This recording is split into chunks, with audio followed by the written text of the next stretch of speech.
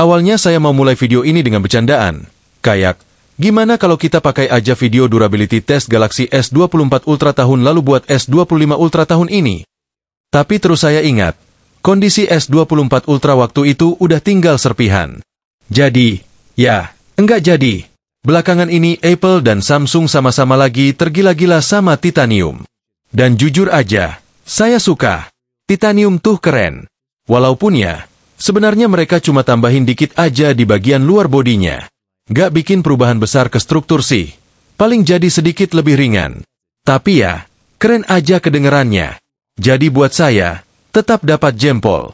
Kalau kalian masih ingat, tahun lalu saya janji buat nyobain si Z Flip. Dan beneran saya pakai 30 hari. Tapi jujur, hari pertama aja saya udah nyerah. Kayaknya saya terlalu mager buat buka tutup ponsel tiap kali mau cek sesuatu.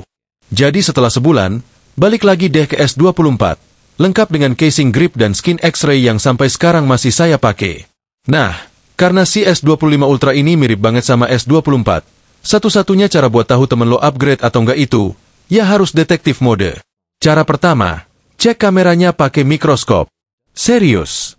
Karena lensa kameranya sekarang tuh kayak ngambang dikit. Nggak terlalu nempel ke bodi. Dan malah bisa jadi tempat ngumpulnya debu. Kita bakal cek lebih lanjut ya nanti. Cara kedua dan paling gampang. Buka S Pen-nya. Samsung ngasih upgrade di sini. Tapi sayangnya itu sebenarnya downgrade. Mereka hapus fitur Bluetooth-nya.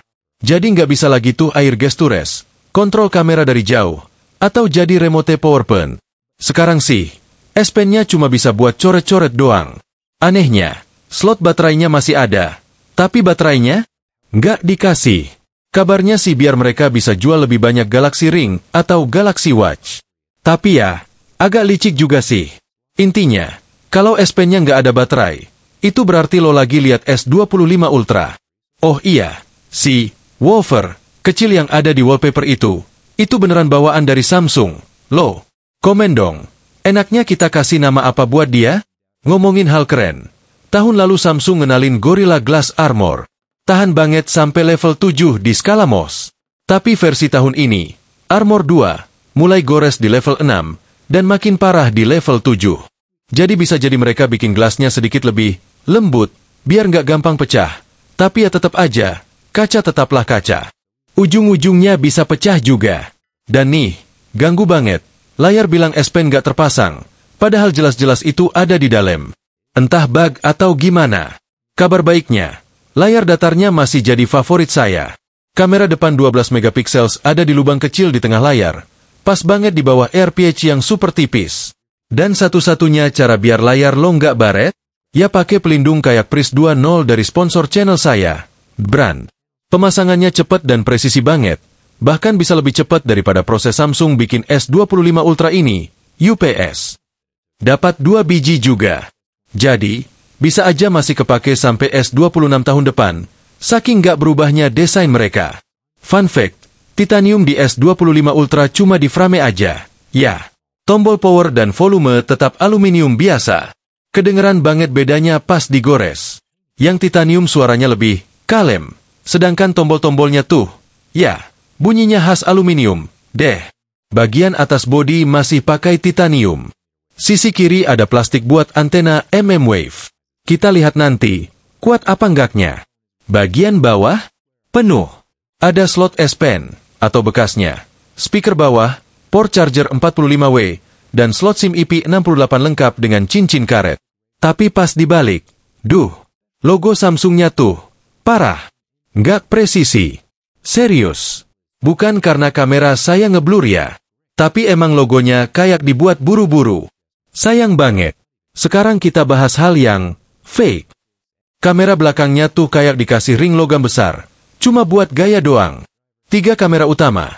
Ultra wide 50 megapiksels, wide 200 megapiksels, dan telefoto 5x 50 megapiksels. Semua punya cincin besar itu. Tapi cincin itu sebenarnya cuma ditempel doang. Mirip kayak bulu mata palsu. Beneran. Pisau saya bisa copotinnya satu persatu. Yang ketiga hampir copot juga. Tapi malah ngerusak kaca belakang. Untung saya tahan biar nggak jadi tear daun sebelum waktunya. Terus, layar masih sama kayak tahun lalu. AMOLED 69 inci, 120 Hz, Tapi ya udah gitu-gitu aja.